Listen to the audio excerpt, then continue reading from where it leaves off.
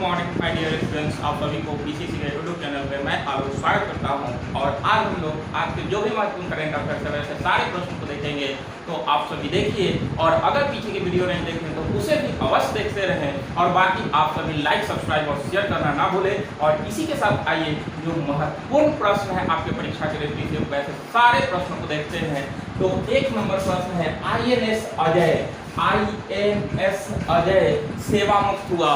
तो ध्यान रखिएगा, बहुत महत्वपूर्ण प्रश्न है कि 32 साल की सेवा के बाद INS अजय जो है वो सेवानिवृत्त हुआ है। 32 साल की सेवा के बाद मुंबई के नेवल डॉकयार्ड से सेवा मुक्त किया गया। ध्यान रखेंगे 24 जनवरी 1990 को कमीशन किया गया था। तो 32 साल ये सेवा दिया INS अजय ने, तो ध्यान रखेंगे। अगला प्रश्न है कि नीति आयोग के तर्ज पर राज्य स्तरीय आयोग बनाने की घोषणा महाराष्ट्र सरकार के द्वारा किया गया है। महाराष्ट्र सरकार के द्वारा जो है वो राज्य स्तरीय कमेटी बनाने की घोषणा किया गया, जो कि नीति आयोग के तर्ज पे होंगे। तो इसकी स्थापना किया महाराष्ट्र में, ध्यान रखेगा, जिसका उद्देश्य है स्वास्थ्य, शिक्षा, कृषि, रोजगार आदि को बेहतर बनाने के लिए ये संकल्प लिया गया है महाराष्ट्र के मुख्यमंत्री के द्वारा। अगला है, नीति आयोग की स्थापना कब होती है? तो 1 जनवरी 2015 को। पहले नीति आयोग को योजना आयोग के नाम से जाना जाता था, लेकिन मोदी सरकार के द्वारा योजना आयोग के नाम पर इसका नया नाम नीति आयोग कर दिया गया है। ध्यान रखिएगा। तो नीति आयोग की स्थापना 1 जनवरी 2015। इसके अध्यक्ष जो होते हैं वो प्रधानमंत्री होते हैं। तो इसके वर्तमान अध्यक्ष नरेंद्र मोदी हैं और पहले अध्यक्ष भी इसका नरेंद्र मोदी ही है। ध्यान रखिएगा। इसके उपाध्यक्ष कौन है? तो अभी उपाध्यक्ष जो है वो सुमन बेरी है। ध्यान रखिएगा, सुमन बेरी वर्तमान में इसके अध्यक्ष हैं।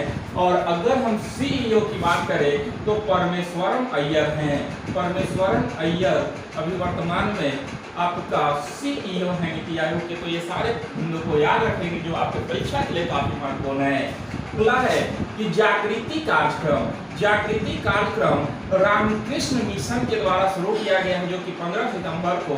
और इसका उद्देश्य व्यवहारिक शिक्षा हेतु नई एजुकेशन पॉलिसी के तर्ज पर 1 से 5 क्लास तक के डेवलपमेंट में, यानी कि न्यू एजुकेशन पॉलिसी 2020 है, जो कि कस्तूरी रंगन समिति के सिफारिश को लाया गया था, उसी के तर्ज पर व्यवहारिक शिक्षा को बढ़ावा देना इसका मुख्य उद्देश्य है। तो इसका शुभारंभ जो है वो शिक्षा मंत्रालय के द्वारा किया गया है। और वर्तमान भारत के शिक्षा मंत्री धर्मेंद्र प्रधान है। ध्यान रखिएगा, धर्मेंद्र प्रधान वर्तमान में भारत के शिक्षा मंत्री हैं।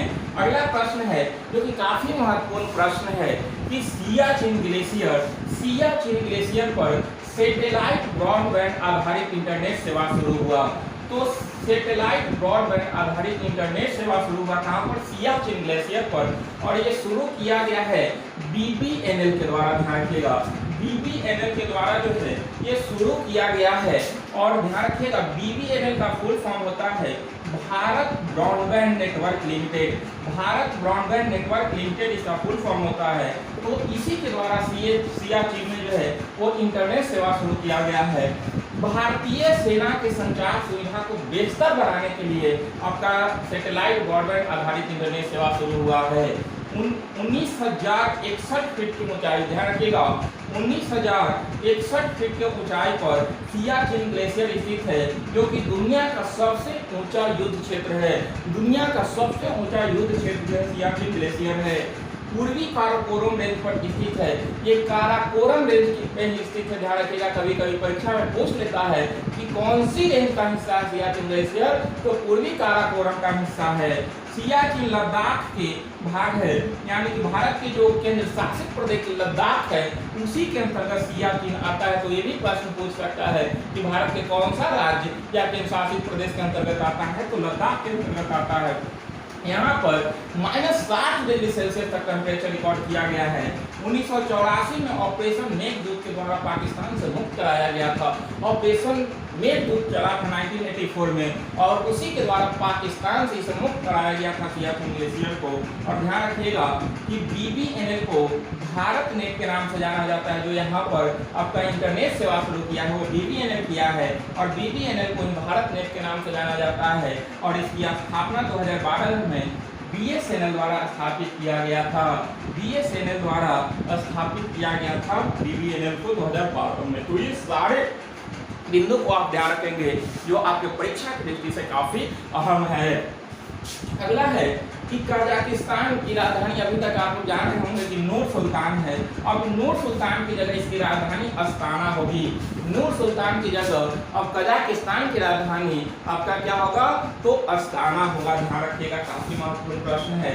अगला है कि विश्व बांस दिवस। तो विश्व बांस दिवस 18 सितंबर को मनाया जाता है और यह विश्व बांस संगठन के द्वारा मनाया जाता है। विश्व बांस संगठन का मुख्यालय एंटवर्प में है। एंटवर्प जो कि बेल्जियम के अंदर है, एंटवर्प में है। और इसकी स्थापना विश्व बांस संगठन का 2005 में हुई थी और इसी के द्वारा 18 सितंबर को विश्व बांस दिवस मनाया जाता है। इस बार का थीम है bamboo for green, bamboo for green and sustainable development. Bamboo for green and sustainable development इस बार का थीम है, ध्यान रखेंगे।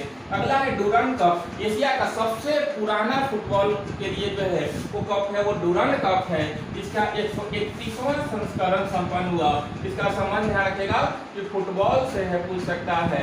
और इसका मुकाबला सॉल्ट लेक स्टेडियम पश्चिम बंगाल में किया गया और इसका विजेता बेंगलुरु रहा और उप विजेता मुंबई सिटी रहा है, ध्यान रखिएगा। तो ये आपका डूरंड कप 2000 पहली बार 1988 में संपन्न हुआ था हिमाचल प्रदेश के अंदर, तो ये ध्यान रखेंगे आप। अगला है कि सेमीकंडक्टर प्रोडक्शन फैक्ट्री की स्थापना, सेमीकंडक्टर अर्धचालक प्रोडक्शन फैक्ट्री की स्थापना गुजरात के अंदर हुआ है, ध्यान रखिएगा। और ये भारत का पहला है। वेदांता ग्रुप और फॉस्कॉन ताइवान का एक कंपनी है, ये दोनों मिलकर जो है वो सेमीकंडक्टर फैक्ट्री का जो है स्थापना गुजरात के अंदर किया है, ध्यान रखिएगा। एससीओ शंघाई सहयोग संगठन की बैठक अभी हाल ही में जो है उज्बेकिस्तान के समरकंद में किया गया और उसी में जो है वो पहला सांस्कृतिक एवं पर्यटक राजधानी बनाया गया है। किसको, तो वाराणसी को घोषित किया गया है, ध्यान रखिए, काफी महत्वपूर्ण प्रश्न है। और इसका बैठक 2022 का समरकंद में हुआ, ध्यान रखिएगा, समरकंद में। और 2023 का आयोजन भारत के अंदर किया जाएगा, तो ये काफी महत्वपूर्ण बिंदु है, इसे ध्यान रखेंगे।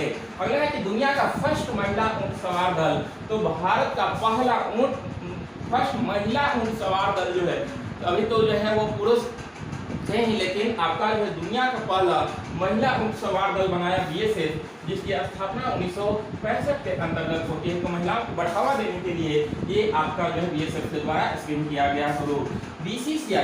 बीसीसीआई के टाइटल स्पॉन्सर पेटीएम के जगह किसने लिया, तो मास्टर कार्ड ने लिया। पेटीएम 7 साल के लिए जो है इनका अनुबंध था, उसका समाप्त करके मास्टर कार्ड, अभी देखिए कि भारत का जो है वो भारत के खिलाड़ी न्यू जर्सी में जो है वो खेलने आए हैं, तो इसी तरह उनके पेटीएम के जगह पर मास्टर कार्ड आपका जो है स्पॉन्सर हुआ, ध्यान रखिएगा। अभी बीसीसीआई के हेड कौन है, तो सौरभ गांगुली है। सौरभ गांगुली आपका हेड है। अगर हम बात करते हैं आईसीसी की स्थापना जो है वो 1909 में हुआ था और उसका मुख्यालय दुबई के अंदर है और अभी वर्तमान में उसके हेड जो हैं वो ग्रेग बर्कले हैं, ये ध्यान रखेंगे। और जबकि अगर बीसीसीआई की बात करते हैं तो इसकी मुख्यालय मुंबई के अंदर स्थित है। अगला है कि स्कूल नाश्ता कार्यक्रम। स्कूल नाश्ता कार्यक्रम किसने शुरू किया, तो ये तमिलनाडु सरकार के द्वारा किया गया है।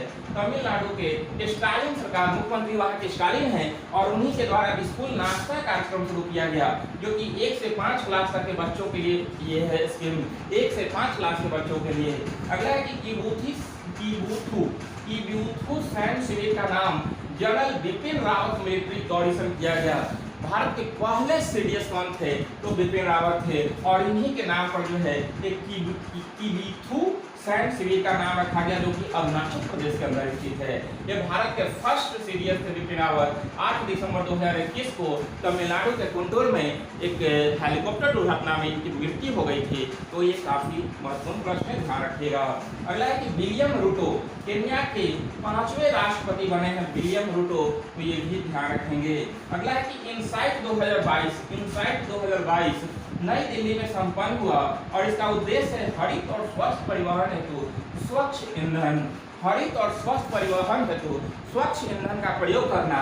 और इसकी शुरुआत नितिन गडकरी के द्वारा, सड़क एवं परिवहन मंत्री जो है वो भारत वर्तमान में नितिन गडकरी हैं और इन्हीं के द्वारा ये शुरू किया गया है। अगला है नानमाडोल। नानमाडोल काफी चर्चा में है, ये आ रहा है और डुला के जा रहा है, यानी कि ये तूफान है। तो नानमाडोल ये जापान की जो है भयंकर तूफान है, जो कि 240 किलोमीटर प्रति घंटा इसकी स्पीड है, और ये सुपर टाइफून के नाम से जाना जाता है। दुनिया का दूसरा सबसे शक्तिशाली तूफान जो है वो नानमाडोल है। तो ध्यान रखिएगा, ये जापान को प्रभावित करने वाली तूफान है नानमाडोल। भारत का पहला सूजल प्रदेश कौन बना?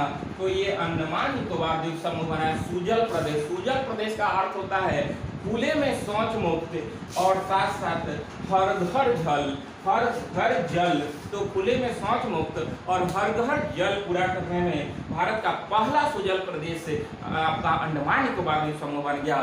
तो आप सभी आज के लिए जो भी महत्वपूर्ण प्रश्न था उसको हमने रखा, आप सभी देखें, और प्लीज क्लास को लाइक, सब्सक्राइब और शेयर करना ना भूलें। तो आप सभी करते रहे और क्लास का आनंद लेते रहे। तो आप सभी को बहुत बहुत धन्यवाद।